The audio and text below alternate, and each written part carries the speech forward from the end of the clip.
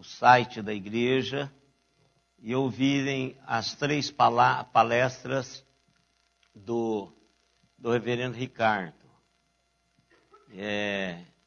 Foram palestras dirigidas à liderança, mas são palestras que a igreja deveria ouvir, porque é um trabalho em que a igreja precisa estar enganjada, precisa de conceber a ideia para que, de fato, possamos andar em direção ao que nós estamos propondo como ministério para a Igreja Presbiteriana de Araraquara.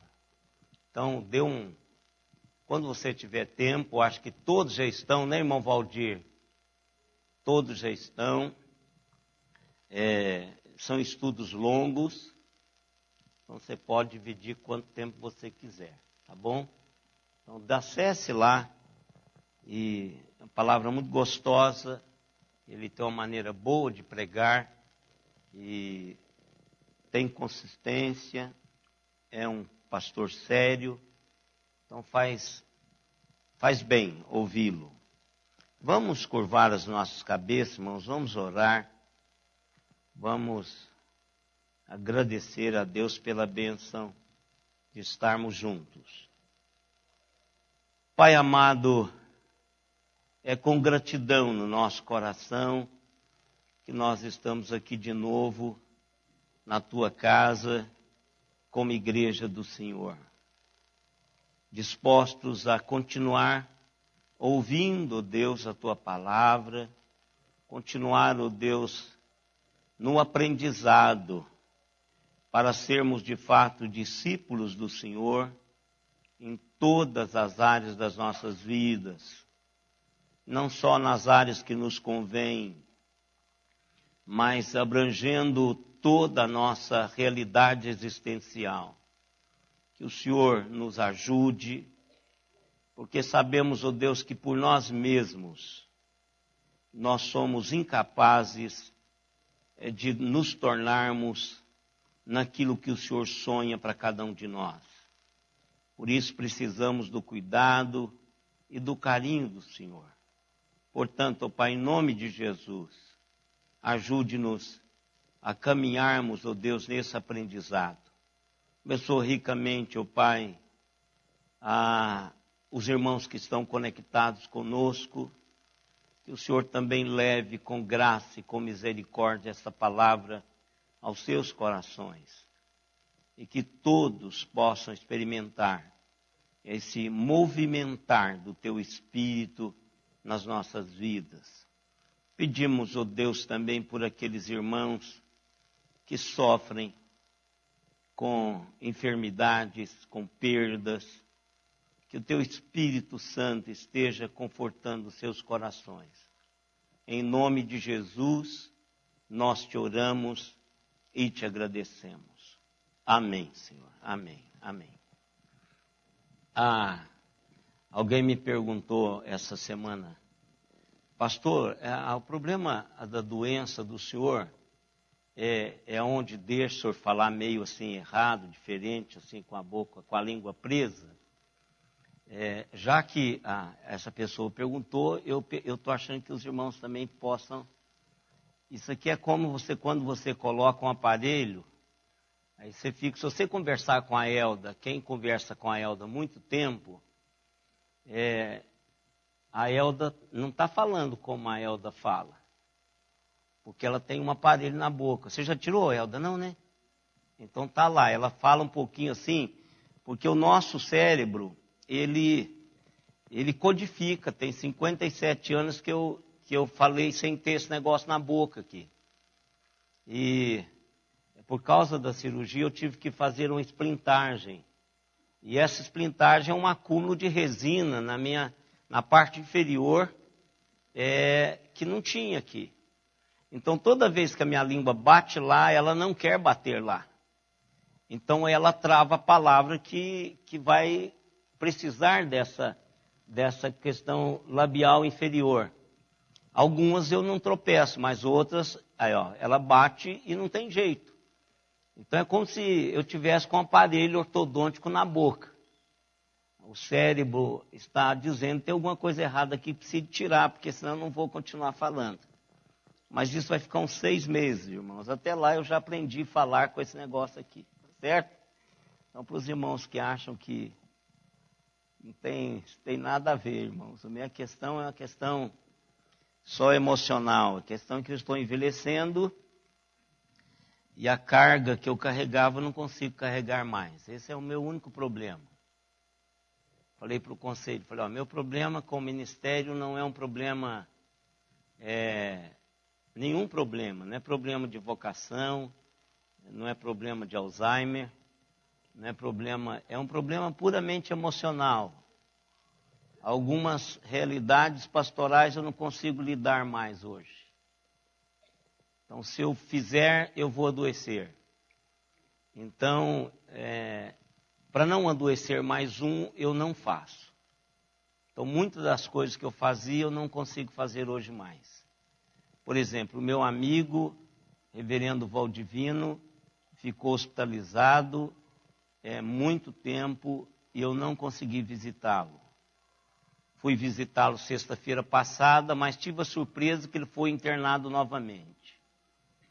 Então aí eu não tenho como visitá-lo no hospital, porque se eu visitá-lo no hospital, eu não vou conseguir administrar o restante da semana. Eu vou ter que multiplicar o medicamento que eu estou tomando, não vou conseguir dormir e vou adoecer.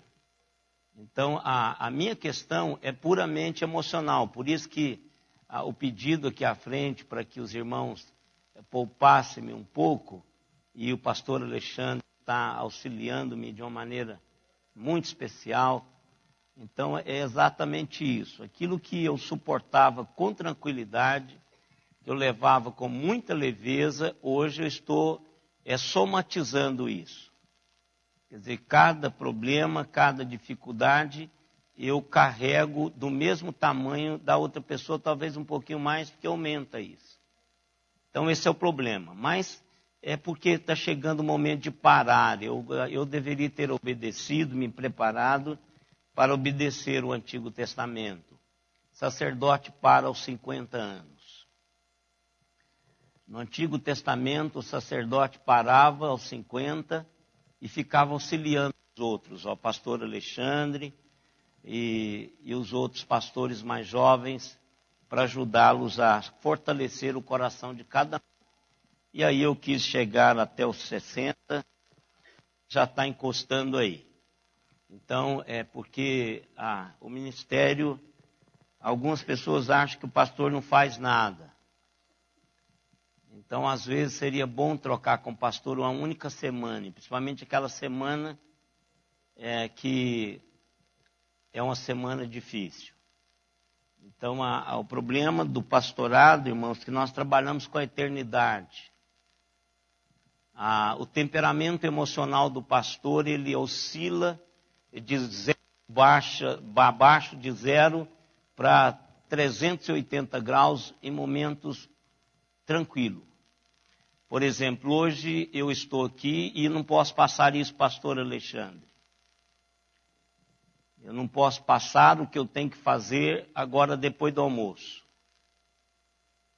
É algo que já pesou o meu coração desde ontem. E provavelmente, se eu fosse pregar hoje, eu não teria condições de pregar à noite. Porque depois do almoço, eu tenho uma função pastoral a cumprir. E é a pior de todas as funções pastorais. É a que eu vou cumprir depois do almoço. Então, esses temperamentos que são, que destona. Eu falo sempre para o pastor Alexandre, vai com calma, meu irmão, porque para você não destemperar. E ninguém me falou isso. Então, qualquer briga, qualquer momento de tomada de decisão, eu me envolvia de corpo e alma. Sempre foi assim. E hoje eu estou pagando o preço por isso. E eu digo, vá com calma, Alexandre, você precisa ter cuidado com isso. Porque é o meu companheiro imediato aqui. E ele está vendo que eu estou sofrendo, acompanhando perto, que nenhum outro tem acompanhado, só ele sabe disso. E o cuidado pastoral que ele tem para comigo. Então, eu falo, vá devagar para você também não ter problemas. Então, a gente precisa entender que o ministério pastoral, nem todo mundo leva isso a sério. Mas quem leva a sério é um dos trabalhos mais difíceis a serem feitos. Então, isso adoece e às vezes impede-nos de continuarmos fazendo o que nós fazemos. Então, não tem nada a ver esse travamento da língua com a minha doença. Então, alguém já perguntou e eu estou dizendo, isso aqui é uma esplintagem que eu tenho, tá bom? No dente. Depois, se você quiser saber, temos vários dentistas. E se você não sabe, pode vir aqui que eu te conto o que é que faz. Vamos, irmãos, continuar os nossos estudos. É um prazer fazer isto. Estudar a palavra, isso é como disse o salmista, a tua palavra é que me consola na minha angústia. Então, pregar é a coisa mais preciosa que um ser humano pode receber. É aquilo que o pastor Ricardo disse a todos nós que estávamos aqui no sábado, ou foi ontem de manhã, numa das suas palestras, que a pregação, o dom ministerial, é um dom muito especial. E nós que temos esses dons, devemos honrar isso até o final das nossas vidas. E porque foi Jesus que deu. Todos os outros dons são dons que o Espírito Santo dá à igreja. Os dons ministeriais foi Jesus que deu. Claro que aplicado via Espírito Santo. Porque toda ação efetiva da vontade perfeita de Deus, ela tem o Espírito como o agente que impregna nas nossas vidas essas realidades. Mas a Bíblia faz essa distinção, que os dons ministeriais é Jesus que dá pessoas especiais e dá estas pessoas à sua igreja. É diferente dos dons da igreja, no geral, né? Dons de línguas, dons de orar, dom de profetizar, é dom ministerial. Então, que de fato a gente possa nos deliciarmos na leitura da palavra. Eu vou ler a palavra e pregar. Os irmãos viram a vibração do pastor Naor ao ser convidado para pregar no aniversário da igreja, como se nós estivéssemos fazendo um favor tremendo a ele de ouvi-lo, né? Então essa é a vibração dele. Ele tem está indo para 86 anos, aquele pastor que pregou domingo passado, com aquele volume fantástico de voz e uma mensagem coerente, bíblica, né? Como diz a Wanda. A Wanda lembrou da época dela. A palavra nua e crua, sem rodeios, sem amaciar ninguém, falou e pregou. E foi muito gostoso ter o pastor Naor conosco. Nós já tivemos em outro tempo também o pastor Antônio Elias. Aos 92 anos de idade, nós tivemos o pastor Elias pregando aqui, nesse salão. Claro que não era ainda o antigo, mas também da mesma maneira, com uma dinâmica espiritual. Então a palavra a gente não vai deixar de ministrar. E algumas coisas nós vamos deixar de fazer. Como diz o pastor Ricardo, algumas coisas que a gente faz achando que é a nossa função, e acaba não sendo, e a gente acaba se matando por isso, e a gente esquece da nossa função principal. E nós estamos caminhando, irmãos. Nós paramos no capítulo 12 de 2 Samuel, nesse momento assim tão difícil na vida de Davi, por um lado, mas por outro lado, um momento muito especial na vida de Davi. Um tempo em que Davi acerta a sua caminhada com Deus. E para aqueles que não acompanharam, eu gostaria de dar aqui uma voltada naquilo que nós falamos rapidamente para 2 Samuel 12. Nós estamos aqui.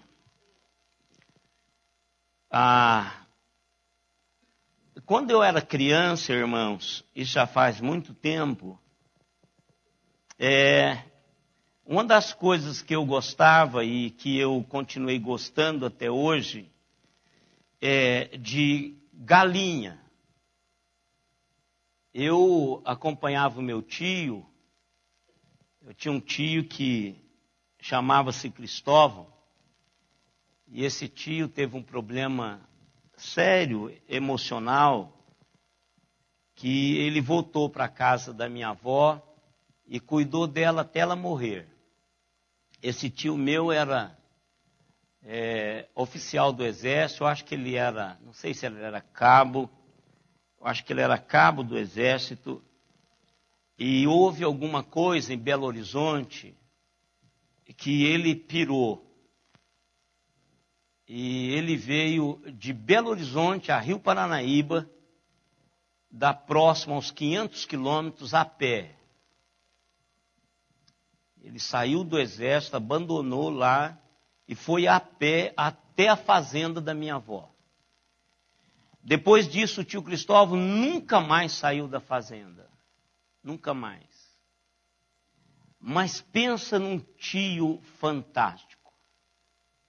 Eu não sei se é porque ele era muito forte, mas ele era para mim aquele cara, era o camarada que eu até hoje tento viver como ele. Tudo que eu sei de mato, de fruta, de segredos mínimos de comer fruta, detalhes de mato, eu aprendi com ele. O meu maior desejo era que as férias chegassem para que eu pudesse passar as minhas férias com meu tio. Ele era, assim, muito, muito especial. E esse tio meu, ele tinha um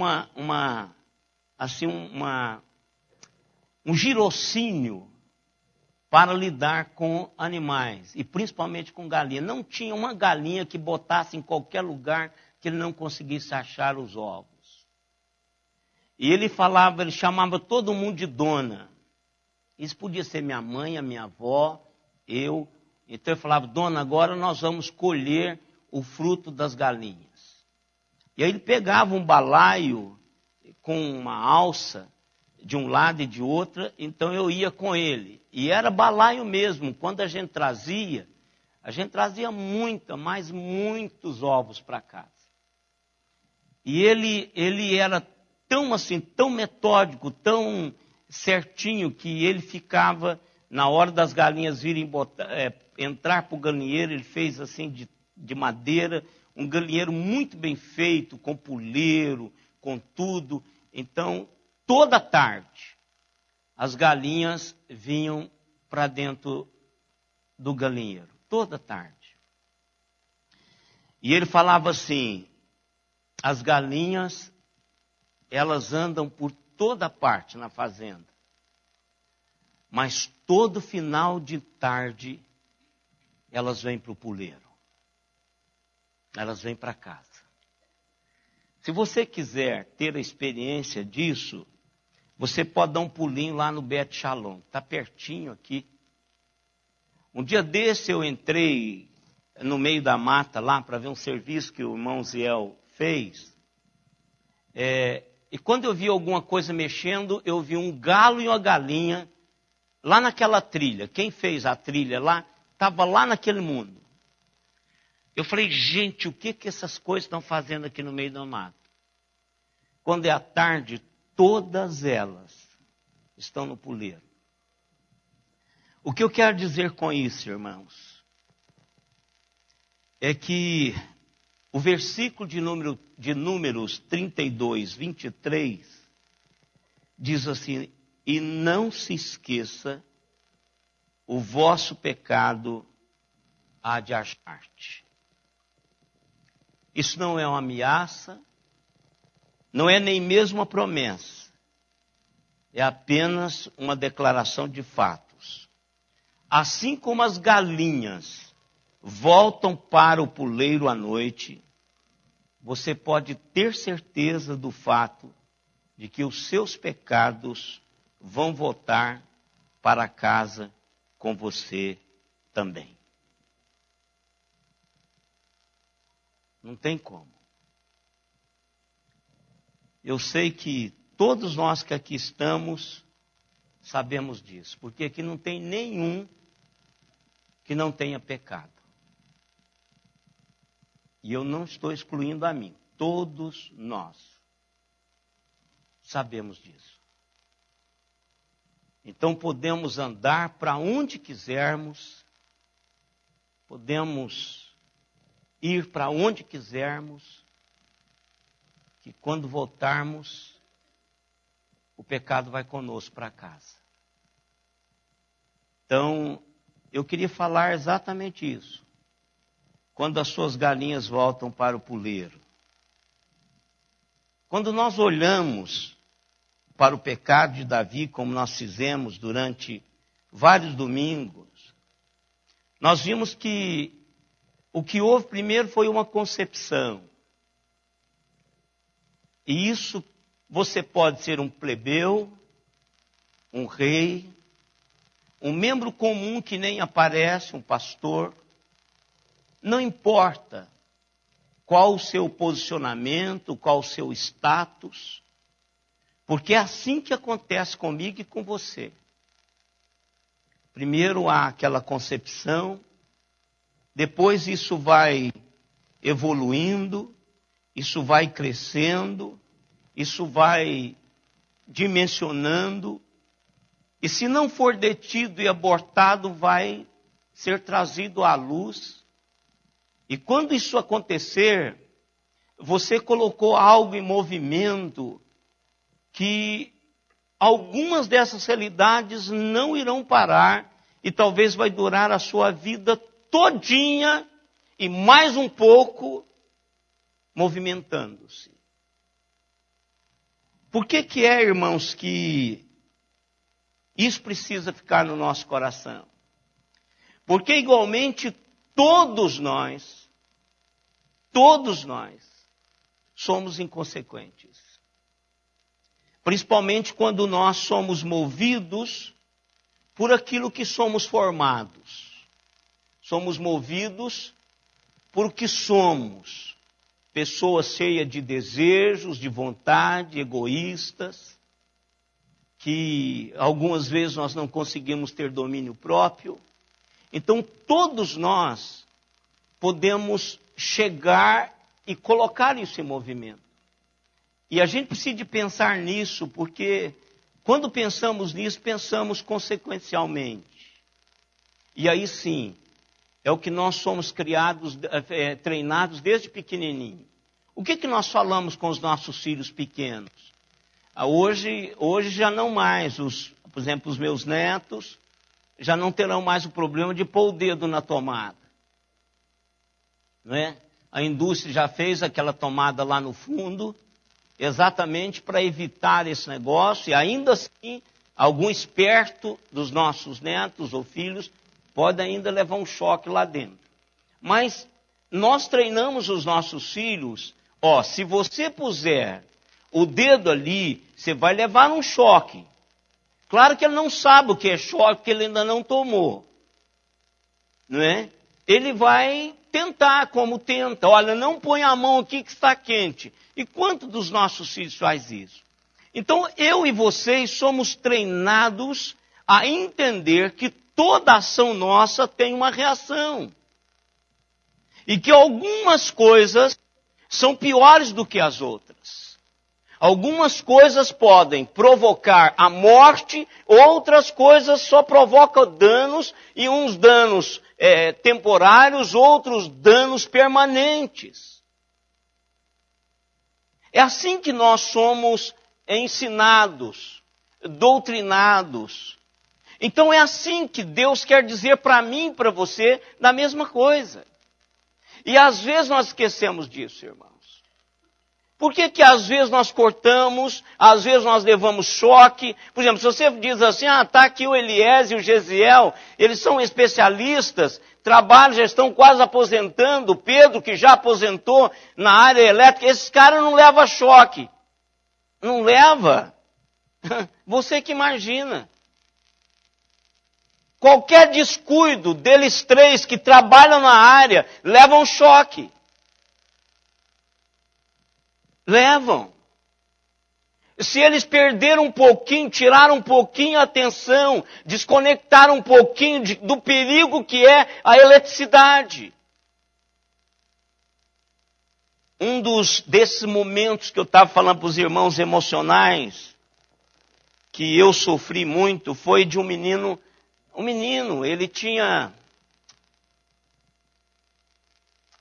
Quantos anos tinha? Você não vai lembrar. Só o pastor que lembra dessas coisas. O que traz na sua memória se eu te falar, lembrou? É porque doeu muito a comunidade. Ele trabalhava com vocês. E pensa num rapaz, ele não tinha 30 anos. Tinha uns 30. Ele já tinha filhos já adolescentes. Mas pensa no menino trabalhador. Ele dedicava o final de semana dele ao ministério o desafio jovem, que recuperava drogados. Pensa no menino envolvido com o projeto de Deus. Pensa num rapaz que valia a pena você passar horas com ele. E eu fiz isso várias vezes. Assim, a presença de Deus na vida dele. Ele estava mexendo, ele trabalhava na CELP. Ele estava mexendo numa dessas redes de alta tensão e alguma coisa aconteceu lá na distribuidora, lá onde que eles não desligaram. Ele encostou e torrou. A bota dele derreteu. Como aquilo foi tão difícil, irmãos. Como foi tão difícil aquilo. Então, o que eu quero dizer para os irmãos é o seguinte, por mais profissional que você acha que é, Deus está dizendo para mim e para você que tem consequências. Quando nós pecamos, nós colocamos algumas coisas em movimento, que algumas delas não vão parar, vai continuar e nós vamos sofrer as consequências disto a vida toda, algumas vezes, e outras vai além da nossa vida, vai passar por nós. Se assim nós pensássemos, irmãos, 24 horas por dia, vocês acham que a gente iria cogitar qualquer pecado? Não iríamos, irmãos. Não iríamos. Não iríamos. Não iríamos dar guarida, alimentar o cachorro preto. Não iríamos. E quando nós falamos sobre isso aqui, irmãos,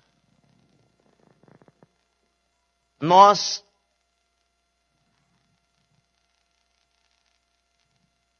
temos no coração que esse Deus maravilhoso, Ele nos perdoa. Perdoa de uma maneira muito, mas muito especial. Mas que algumas consequências Ele não remove. Então o que eu quero dizer para os irmãos?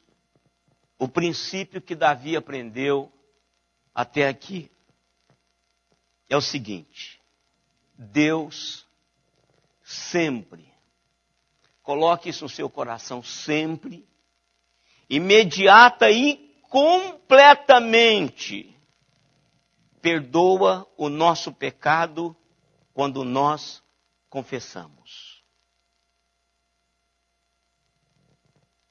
A Bíblia está cheia dessas realidades. O coração de Deus, Ele é infinitamente misericordioso e bondoso. Ele perdoa sempre, imediata e completamente, o pecado quando há confissão e arrependimento genuíno. Mas Ele não remove as consequências dos nossos pecados.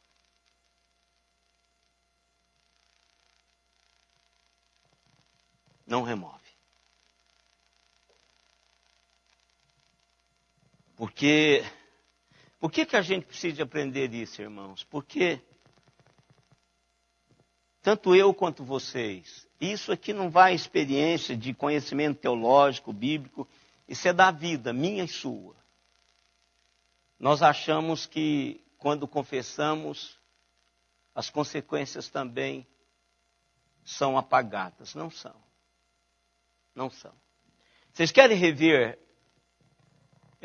3 textos comigo? O primeiro texto está em 2 Samuel 12, 13. Primeiro texto.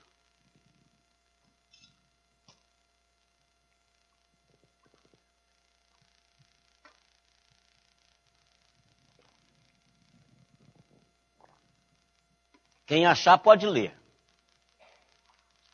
2 Samuel 12, 13.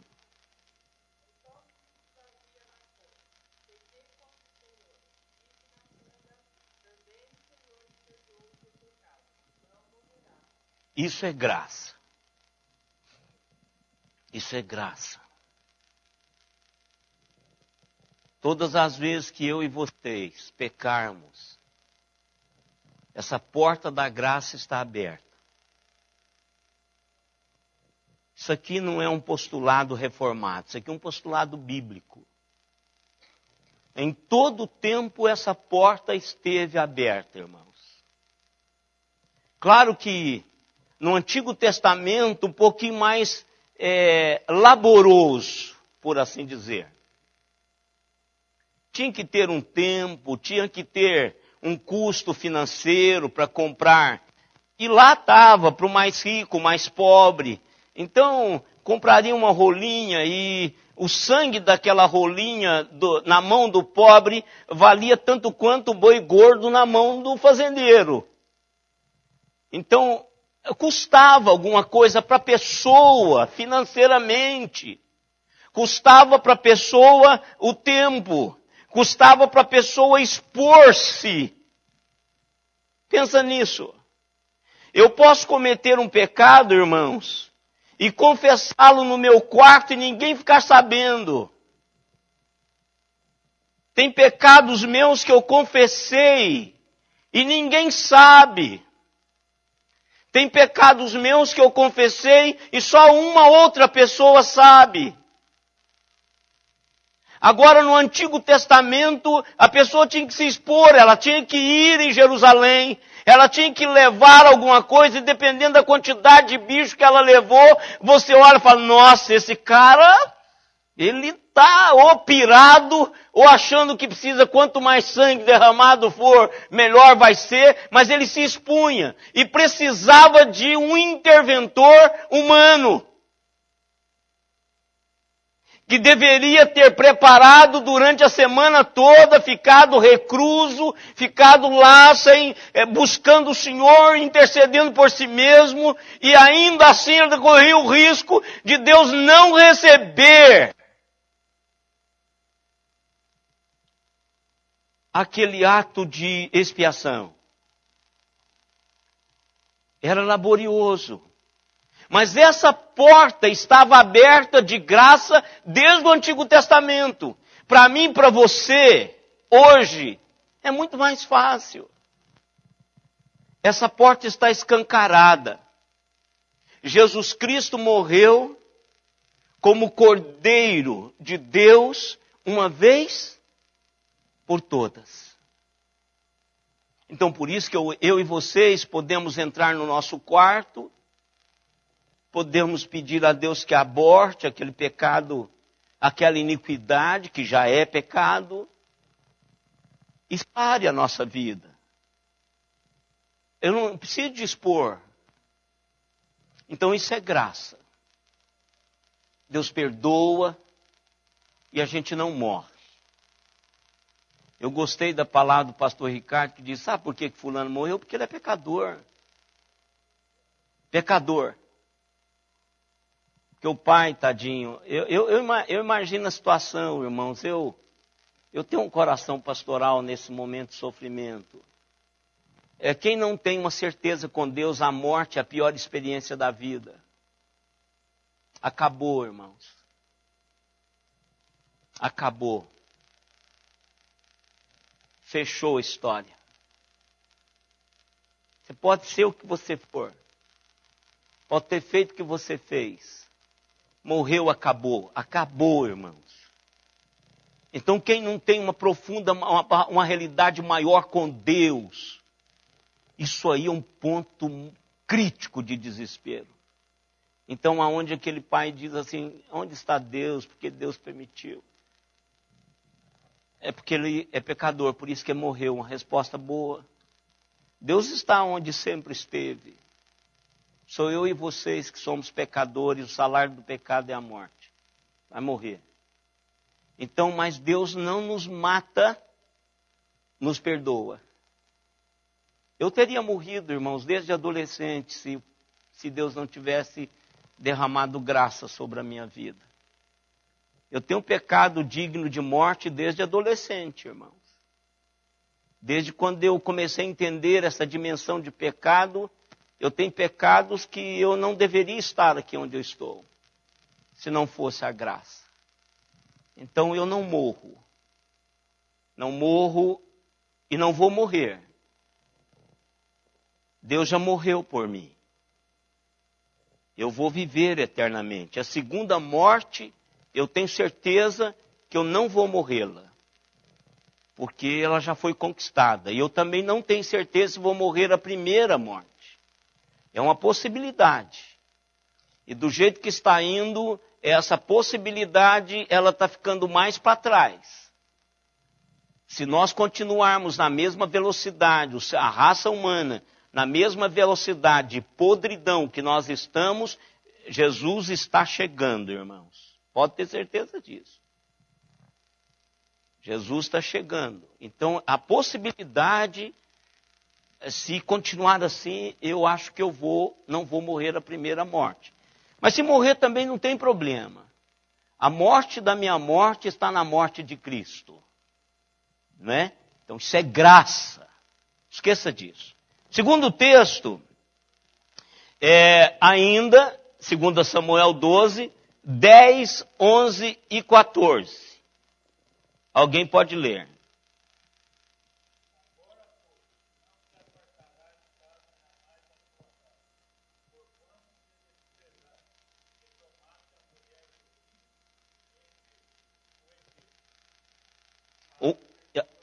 Isso, o 11 também, irmão Rocha.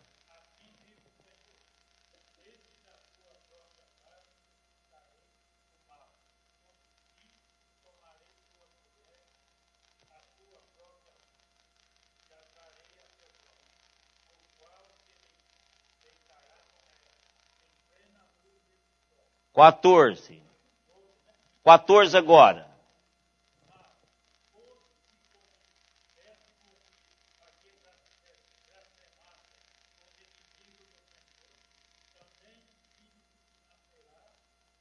Te nasceu? Isso. Aqui está a realidade. Perdão, graça e a realidade. E o contraste.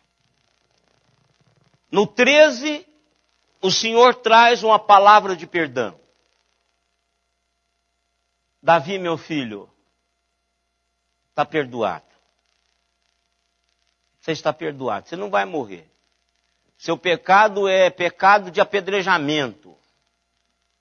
Adultério no Antigo Testamento, o adúltero e a adúltera deveriam ser apedrejados. No verso 10, e a espada jamais se apartará da tua casa. Esse é o contraste. Pecado é perdoado, mas algumas realidades da minha vida, dependendo da dimensão daquilo que eu fiz, vai seguir-me. Eu coloquei em movimento algumas coisas. E o que é interessante, irmãos, que nós não cogitamos muito isso. E eu tenho a impressão que é porque essa é uma das razões pelas quais nós vivemos relaxadamente. Relaxadamente. Nós brincamos com fogo. E alguém já disse que brincar com fogo corre o risco de se queimar. Se nós olharmos para Adão, irmãos,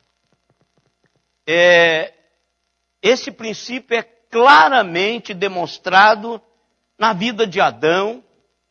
Se você abrir a Gênesis capítulo 3 e ler do verso 9 até o verso 21, você vai encontrar isso. Você vai encontrar isso. O que acontece? O pecado chega, aquele homem e aquela mulher que nunca tinham pecado, naturalmente, eles descobrem que tinha feito alguma coisa errada. Por que eles descobrem que tinham feito alguma coisa errada, irmãos?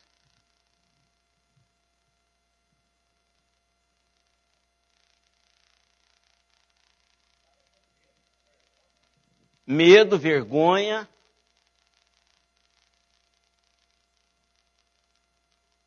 Mas tem um negócio mais íntimo aí. Medo, vergonha, eu e vocês também temos. Você tem alguns medos de que alguma coisa seja colocada publicamente? Eu tenho. Vergonha, você já teve? Eu já tive vergonha de alguma coisa que eu fiz. Coisa assim que não estragou muito, foi só naquela época. Vocês não sabem, eu também não vou contar. E as outras pessoas que sabem já morreram, estão vivos só eu. Então não vou contar para vocês, mas eu fiquei com muita vergonha. Coisa simples, não é essas coisas, não precisa pensar coisa. Quando é essas coisas assim, muito coisado, eu falo também que fede muito. Mas essa não, essa é só para corar-me de vergonha, porque um adolescente crente não deveria ter feito aquilo. E eu fico com vergonha só de lembrar daquilo. Porque eu não deveria ter feito o que eu fiz. Mas tem algo mais aí. Hein? Eu tenho vergonha de ficar pelado. Não perto da Simone, mas de qualquer outra pessoa. Eu tenho vergonha. Jamais vou fazer isso. A menos que vão precisar de mim dar banho lá para os 130 anos. Aí eu não vou ter como não fazer isso. Aí vai ser enfermeiro. Aí eu não estou nem ligando também. Aos 130 eu acho que eu não vou estar ligando, né, mãe? Olha, de jeito nenhum, né? Isso aí também qualquer um. Mas o que os fez esconder?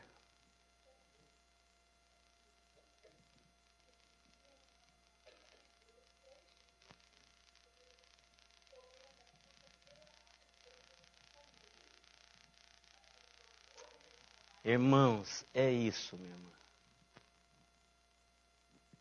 Sabe o que aconteceu com eles? Sabe aquele prazer que tem da gente vir na igreja, ler a palavra, cantar?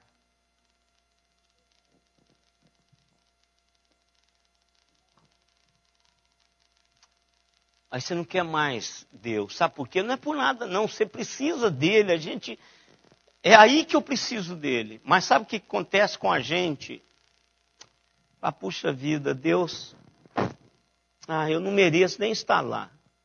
Sabe o que eu vou fazer? Eu vou esconder dele, vou ficar em casa, vou assistir via internet. Eu não vou lá na igreja. Querido, não tem nada, é brincadeira, hein? Você que está na internet. Mas a gente não tem, irmãos. Não tem. Eles tinham certeza que que o Senhor Deus estaria na virada do dia. Mas eles não estariam para aquele encontro. Porque alguma coisa, naturalmente, eles sabiam que tinha errado. Alguma coisa. Desobedeceu. Olha, não como eles comeram.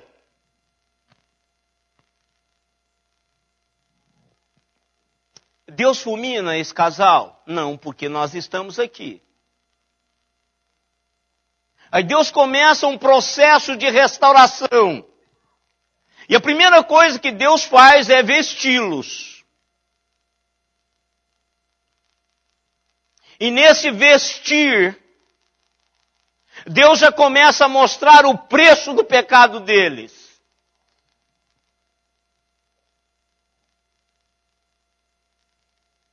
Ele começa a mostrar a dimensão das consequências. Eles não são fulminados. Mas aqui começa um processo, irmãos, que nós estamos sofrendo até hoje. Sabe por que a Livinha está internada, irmãos? É porque ela está com enjoo tremendo por causa da gravidez. Ela está vomitando. Há um ser diferente que mudou todo o metabolismo dela, aumentou o nível de hormônios, exasperadamente todas as grávidas estão sofrendo isso. Umas mais, outras menos, mas todas elas sofrem. Isso é consequência. Que caminhou além de Adão e está com a minha filha hoje. E vocês acham que as mulheres, você acha que a sua não vai ter a mesma coisa?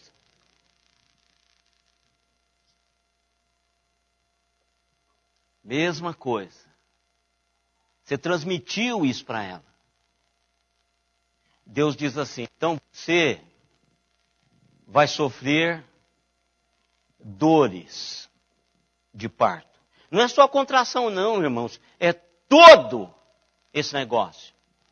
Irmãos, vocês já pararam para pensar que beleza seria dar à luz um filho sem um pingo de incômodo?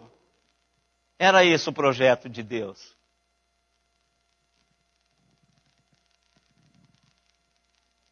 Fabiano, se fosse assim, imagina a dor que você teria poupado na sua vida, a experiência que marcou a sua vida e a do Isaac, a da Fatinha, a vida.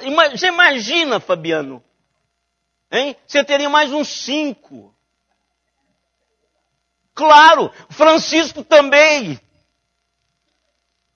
Agora, para ter o segundo netinho, eu estou orando, Deus tem misericórdia para a Lívia melhorar, porque ajuda, Senhor. Porque senão ela vai, eu conheço a Lívia. Eu disse, papai, só me desculpa, mas vai ser um só. A do Haroldo e o Haroldo, a Francine e o Haroldo disseram, olha que bênção, 2 já, e vai ser uma só. E o Haroldo olha com aquela cara assim, a Francine também diz assim, pronto, acabou. O Léo e a Josi, a mesma coisa, 3. Oh, que bênção, vai ser só isso, não é? Agora imagina, irmãs, O projeto de Deus era dar à luz, multiplicar sem dor. Porque se não fosse assim, ele não teria dito isso. Então, irmãs, o pecado foi além da vida de Eva. E Adão? Irmãos, trabalhar é uma bênção, mas ao mesmo tempo é um peso. Qualquer área, irmãos. Qualquer área. Eu tenho um prazer de servir a Deus, mas como diz o pastor Ricardo, é o povo do Senhor, esse povinho é um povo difícil de servir. Mas é qualquer área, irmãos. Tem momento que você tem vontade de ficar em casa. Qualquer área. E aí Deus diz para Adão assim, sabe, cara, você vai trabalhar, se depender da Dilma, até morrer. É brincadeira. Mas o texto diz isso. Todos os dias da sua vida. Leia lá depois Gênesis 3. Gênesis 3 diz que você vai com o suor do teu rosto. Por isso, irmão, se você quer construir alguma coisa, transpire. Ou em cima do computador, ou no cabo de uma enxada. Não importa. Tem que estudar. Eu vi você falando pro Fábio, ó, tem que estudar, se prepare, aproveite o tempo. Estude. Tem que debruçar, irmãos. Não vem nada de graça. Esse negócio é para... Precisa fazer isso. E agora o pior, irmãos. Deus diz assim, tá bom esse lugar aqui? Oh, isso é uma beleza. Se o senhor cercar aquela árvore ali, falou, não, mas agora não adianta mais, agora já aconteceu. Então o que Deus combina no seu beneplácito? Ou seja, reúne a Trindade, que eles não andam separados, sempre estão reunidos, e diz assim, vão tirá-los daqui. O problema não é a árvore do mal. O problema é eles comer a árvore da vida eterna e continuar pecadores eternamente. Aí seria uma desgraça muito maior do que essa e Deus preveniu isso. Já pensou nós envelhecendo 900 anos, 1000 anos, não tendo vontade de fazer mais nada, com vontade de morrer e não consegue morrer? Vamos amontoar os velhinhos. Então vai ter cara lá de 2000 anos, a gaveta do cara, você olha, o cara ainda está respirando.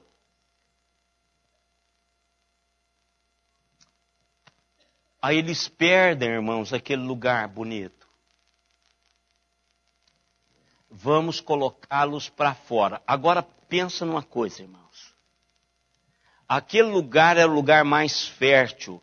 E exatamente os estudiosos dizem que ele está entre o braço do rio Tigre e Eufrates.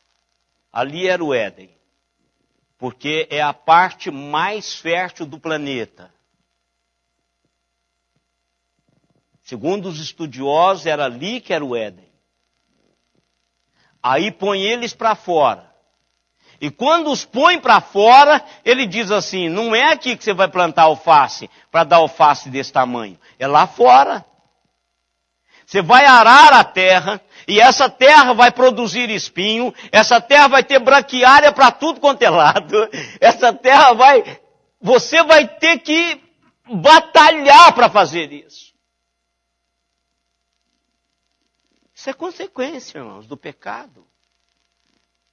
Agora, você quer ver a maior? E toda a terra vai sofrer o pecado de vocês. E aí Paulo, para dar esperança ao meu e ao seu coração, diz assim, a terra geme pela libertação dos filhos de Deus. Porque o dia que Deus vier nos libertar em Cristo Jesus, a terra também será restaurada. Irmãos, Deus perdoou o pecado. Adão e Eva não foram mortos, foram abençoados. Deus perdoou o pecado. Mas as consequências ficaram. E vocês estão vendo aqui que algumas consequências que a gente põe em movimento, elas vão além de nós mesmos. Vocês querem um que não estava aqui no script, mas que eu não tinha pensado? Eu tinha pensado sobre Abraão, mas não tinha pensado sobre esse. Eu tinha colocado... Ah, sim, foi esse. Estou vendo o texto aqui, foi esse. Foi esse. Foi esse aqui. O texto é dele. Vocês lembram quando Abraão entrou na da mulher dele? E toda vez que a gente descria naquilo que Deus promete a mim e a você, a gente faz besteira, irmãos. Todas as vezes. Uma das grandes coisas que eu e vocês precisam de ter é convicção daquilo que Deus quer para as nossas vidas. Porque à nossa volta tem um punhado de pessoas que nos influenciam nitidamente e elas não sabem o que nós sabemos do que Deus quer para as nossas vidas. Então a gente tem que tomar muito cuidado, irmãos. Se a promessa de Deus foi dita para você, para mim, a Simone pode espernear do tanto que ela quiser, que ou ela vai comigo ou ela fica sozinha. E ela sabe disso, toda a vida foi assim. Vocês acham que ela queria ir para o Nordeste? Se você perguntar para Simone qual foi a pior experiência dela na minha companhia, ela disse quando ele decidiu mudar para o Nordeste. Tem certeza absoluta. Você nem precisa perguntar, já estou respondendo. Agora ela não sabe nem um décimo daquilo que Deus fez comigo no Nordeste.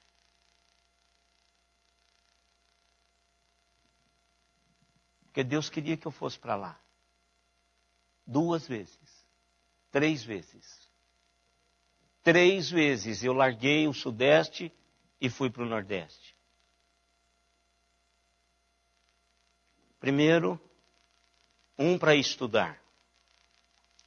A minha mãe diz assim, você vai me matar. Matar por quê, mãe? Você está me largando. Porque a ideia da minha mãe é que meu pai largou o pai dele lá no Nordeste, veio para Minas Gerais e nunca mais voltou à casa dele. Qual que é o paradigma de quem vai para o Nordeste? Nunca mais vai voltar. Você vai me matar, você não vai me ver viva mais. Mãe, infelizmente, Jesus diz que aquele que não larga pai e mãe, não dá para segui-lo. Então eu tenho um chamado, eu preciso ir embora. E não tem um chamado. Por que você não vai para Campinas? Mãe, porque eu não quero ir para Campinas. Eu quero ir para Recife. Fui uma vez. Quando eu voltei, minha mãe está viva ainda. Não matei, não é? Fui ordenada, ficou lá, irmão Guilherme. Até hoje. A segunda vez, já tinha a minha mãe e a minha esposa agora. E aí? Não vai. Vai levar a minha única netinha. A Letícia era a única netinha e a Lívia estava vindo. Você vai matar, esse cara não tem juízo. Fui de novo. Ela era obediente. Hoje ela é mais rebelde do que naquela época. Mas hoje naquela época ela era mais obediente. Hoje eu tenho que amarrar uma corrente e arrastá-la. Eu fui. Terceira vez, Deus começa a desmoronar a minha vida. Espiritual, pessoal. E eu fui de novo para o Nordeste. Não queria ir, não. Não fui pelo salário, porque eu nunca pastoreei nenhuma igreja por salário que me paga, porque quem paga a minha conta não é a igreja. Eu trabalho para o reino, e o reino me dá muito mais do que a igreja dá. A igreja só paga a minha conta de água, de luz, essas coisas, e alguns brinquedinhos. Mas quem toma conta de mim é o reino. Toda a vida foi assim. E essa mulher entrou num parafuso tão grande, durou 6 meses. 6 meses. E aí eu meti o joelho em terra. Senhor, eu fico ou eu vou embora? Para vir embora, irmãos, eu tinha que voltar a clinicar. Eu não tinha igreja.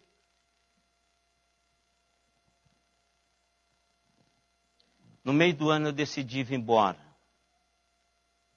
Porque eu entendi que Deus já tinha feito o que Ele queria fazer comigo. Em 6 meses. Aí o resto da história vocês conhecem. Então, irmãos, quando Deus diz alguma coisa para você, não deixa a mulher que dorme com você ou o homem que dorme com você interferir nisso. Converse com ele. Eu acho que você não vai fazendo as coisas sem conversar. Eu conversei com ela. Ela não falou que eu tinha que escolher entre Recife e ela. Ela não diz isso. Ela não falou isso. Ela foi. Mas Deus já tinha todo o planejamento. Não deixa. Então Abraão sabia. Deus diz assim para ele: Abraão, eu vou lhe abençoar, Abraão. Eu vou te dar um filho. Em você todas as famílias serão abençoadas. E a Sara está envelhecendo. Abraão já não tem mais aquele pique todo. E ele observa que a Sara também já não tem mais aqueles negócios que mulher tinha quando estava fértil. Abraão poderia ver a Sara nua e não acontecia nada. Eu nem sei se eles davam um cheirinho no outro porque ele era o senhor dela. Eu não sei como era esse relacionamento lá. Aliás, eu não sei se é porque relacionamento entre marido e mulher não tem beijo. Um dia desse, irmão falou assim: você não está me beijando. Eu falei: eu não vou pegar a gripe. Você está uma semana com gripe. Eu vou pegar esse mundo de coisa e jogar aqui dentro. Você fica onde você está. Não é? Então, beijo bastante, irmãos. Muito mesmo. Vocês ainda trocam um beijinho de vez em quando? Ou sempre? Sempre. Eu sei disso. Perguntei porque eu sabia que ia acontecer. Vocês dois são fantásticos. Mas aí o que acontece? O tempo passa, Sara chega para Abraão e diz assim: olha, querido, eu precisava de conversar um negócio muito sério com você. Diga, mulher. Não, é o seguinte. Você conhece Agar? Ah, mas claro, está aqui dentro de casa o tempo todo então. Olha, aquele negócio da promessa de Deus, olha, eu tenho impressão que não é comigo. Vocês já observaram essa inadequação que nós temos, todos nós, de achar que aquilo que Deus diz que faria conosco, nós não somos adequados para fazer mais aquilo? Ou é só comigo que isso acontece? Mas todo mundo. Então eles conversam ali e Abraão entra nessa. Claro, o cara diz: puxa vida, aí funciona. Funciona. E deu no que deu. É claro, irmãos, que não era aquilo que Deus queria. E não sendo o que Deus queria, começa a gerar o quê? Conflitos. Você quer um teste bom para você detectar o que Deus não quer? Quando você começa a entrar em conflito.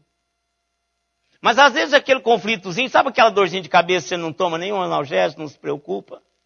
Mas quando é aquela da Elda de enxaqueca, aí você toma. Ô Elda, hoje eu estou tirando você para... Se eu mudou de lugar, eu estou te...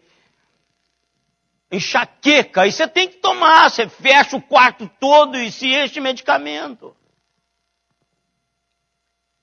Então, começam os conflitos.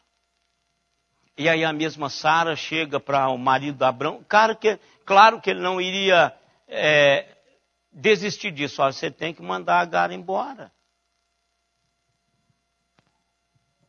Puxa vida, o que eu pus em movimento quando eu atentei pecado. Adão sabia que era. Ele tinha vivido a vida toda com uma única mulher. Ele amava Sara, irmãos. Tinha certeza disso, que ele fez tanta loucura para protegê-la. Aí ele ouve Sara de novo. E põe Agar para o Egito. Põe para fora. E as consequências vocês sabem até hoje.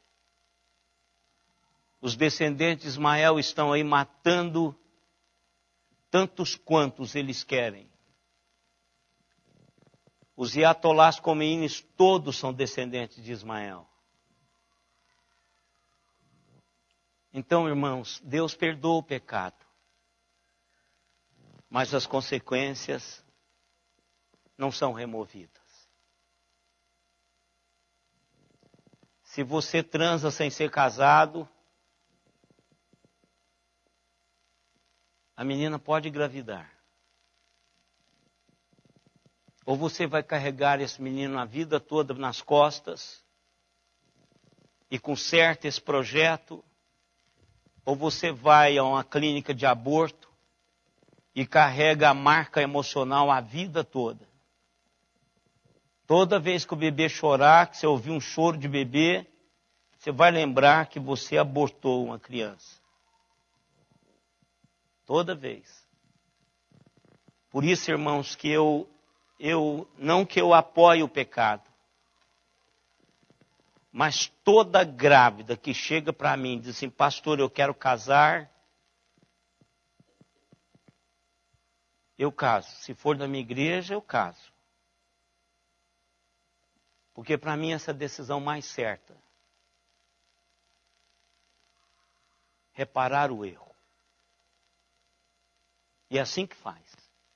Ó, nós nos amamos, demos bobeira, cochilamos, não pensamos nas consequências e vão casar. Eu vou lá e caso. Sabe por quê, irmãos? Porque é a maneira de perdoar um ou outro. É a maneira dos pais restaurarem isto. Mas toda vez que você olhar para aquele bebezinho, ele vai te perguntar. Um dia ele vai te perguntar. E esses de hoje, eles vão te perguntar mais cedo do que você imagina. Me diga uma coisa, mamãe, por que eu estava no seu casamento? Porque eu estou entendendo que todos os casamentos não têm filho. E eu estava lá. E aí? Quando entender que as grávidas não têm barriguinha, ele vai dizer assim, mamãe, me diga uma coisa. O que você estava tão barrigudinha assim? Gente, eles vão perguntar, não é tão bobinho com a gente que não perguntava nada. Se eu fizesse uma pergunta dessa para minha mãe, eu levava um tapa na boca na hora. Mas esses pimpolinhos estão aqui, eles jogam em cima da gente qualquer coisa que você pergunta. Ou que ele quer perguntar. Aí você vai sentar com ele e falar assim, filho, papai e mamãe brincou e não deveria ter brincado. E você vê, agora eu quero dizer uma coisa para você. Papai e mamãe amavam-se e continuam amando e você é um presente de Deus para a nossa vida. Agora você não vai fazer a mesma coisa. Porque não é bom. Não é bom. Se é uma menininha, conta para ela a mesma coisa. Não deixa, querida. Liga para a mamãe quando... Qualquer lugar, no motel que você tiver lá para fazer de mamãe, eu estou aqui, ainda não fiz, vai me buscar. Agora precisa de um relacionamento muito íntimo para ela fazer isso com você. Mães, façam isso. Pais, pegam os seus filhos, E homem, senta com eles, conversa, abre o jogo, abre o jogo, abre o jogo, abre o jogo. Mães ficam íntimas. Eu gosto da Simone com as meninas. Olha como é bom saber que a Simone é íntima das meninas. Porque qualquer coisa, a Simone pode passar para mim e falar, conversa com Diógenes. Eu vou conversar com Diógenes. A minha patente é maior do que a do Diógenes. Inclusive, eu amo mais a Letícia do que ele. Fala com Francisco. Apesar de Francisco ser aquele cara bem forte, mas eu amo mais a Lívia do que o Francisco. As consequências vão existir, irmãos. Então vamos pensar quando estivermos para pecar. Pense, preste atenção nas ações de Deus, no mover de Deus. Faça isso para o seu bem e para a glória de Deus. Faça isso. Pecar, irmãos, nós estamos correndo o risco todos os dias. Agora, restaurar, isso vem do Senhor, todos os dias. E a gente precisa viver uma vida de santidade. Por isso que eu quero que vocês ouçam as palestras do pastor Ricardo.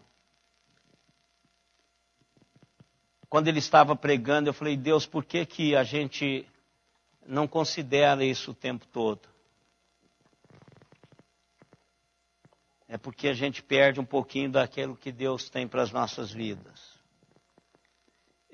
Nós tivemos, irmãos, 24 conexões, Araraquara, Campinas, Moçambique,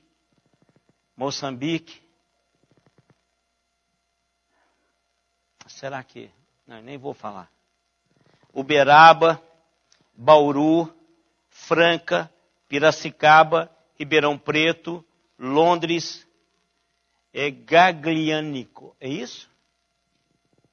Roswell e Nova York. E temos um e-mail. Graça e paz, meus queridos. Voltei em fevereiro para cumprir mais 18 meses de contrato aqui em Moçambique. Deixa eu ver se é. Irmão Samuel, quase que eu ia fazer. Continuo sempre que posso assistindo e desfrutando dos estudos bíblicos aos domingos. As mensagens que ouço bem têm me fortalecido aqui, graças a Deus. Que Deus possa continuar usando poderosamente o pastor Ezequiel na explanação da palavra, bem como conduzindo a igreja de Araraquara em triunfo. Recebam a minha oração e abraço em Cristo Jesus, nosso Senhor e Mestre Samuel Pereira. Ele mesmo. Deus abençoe, irmão Samuel. Só não falei porque lá tem outros irmãos em Moçambique. Mas que Deus abençoe. Prazerão ter o irmão conosco. Vamos colocar em pé, irmãos, vamos orar. Não esqueçam, hoje à noite, a partir das 5 horas, veja como ministérios, irmãos, funcionam de uma maneira assim bem disciplinada. O coral e a orquestra vão sair por volta de 3:30, 4 horas lá de São Carlos. Vão chegar aqui às 5 horas, vão ter ainda um ensaio, vão montar o que eles precisam montar para o culto das 7 horas. Agora eu estou dizendo isso para você que gosta o pastor Alexandre brincou ontem, e ele fala sempre isso comigo, que a igreja, nós fazemos uma oração de multiplicação, né, pastor Alexandre? Tá aí, pastor? Aproveite e já vem cá para você orar, Alexandre. O pastor Alexandre falou que nós fazemos a oração da multiplicação. E é verdade, a gente começa o culto 7 horas, e aí a hora que a gente faz a primeira oração, a gente abre o olho, está cheio de gente lá. Então, olha, por favor, essa turma vão sair às 3 horas, irmão, de casa, para estar aqui às 7. Então, eu espero que não comece com meia dúzia de gente aqui, porque eu vou começar às 7. como faço todos os dias. A hora que eu melhorar emocionalmente, nós vamos ter um momento de embate com relação a esse negócio de chegar atrasado. Eu já tenho tudo planejado. É porque eu não estou emocionalmente bom para fazer isso, porque vai ser um negócio... Eu preciso fazer isso enquanto eu estou eleito aqui, porque aí vocês não têm como mandar embora. Né? O pastor foi mandado embora porque ele quis falar a questão de chegar atrasado. Né? Isso vai ficar uma vergonha para vocês, registrado em ata. O pastor Ezequiel foi mandado embora porque a metade da igreja chega atrasado e ele fez esse negócio maluco lá. Né? E vai ser feio o negócio, irmãos. Você vai levar um susto de um tamanho que vocês nem imaginam. Vamos orar com o pastor. Eu espero que não precise disso, irmãos. Até eu mesmo não gostaria de fazer isso, não. Eu vou passar para o pastor Alexandre fazer, ele não faz. Ele não faz, não, porque ele não tem. Diz a lenda que Calvino cobrava multas. Calvino cobrava quem multa? Chegava atrasado na igreja. Tinha penitências a serem pagas quem chegava atrasado. Então vamos fazer isso aqui, pastor. Sabe uma coisa que eu já contei isso aqui para vocês.